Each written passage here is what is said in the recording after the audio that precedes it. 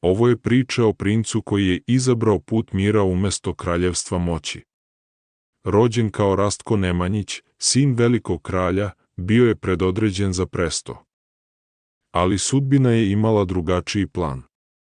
Usred noći, napustio je svoj dom da bi se zamonašio na Svetoj gori, tražeći duhovno prosvetljenje. Tamo je uzeo ime Sava. Ubrzo će shvatiti da njegova prava svrha nije da pobegne od sveta, već da pomogne svom narodu da pronađe svoje mesto u njemu. Sava se vratio u Srbiju, ne kao knez, već kao duhovni vođa. Osnovao je Srpsku pravoslavnu crkvu, dajući narodu njihov jedinstveni identitet i veru.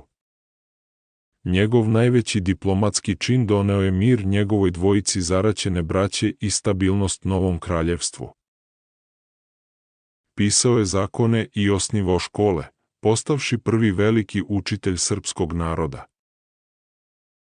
Sveti Sava je postao više od princa ili monaha, on je postao vodilja jednog naroda.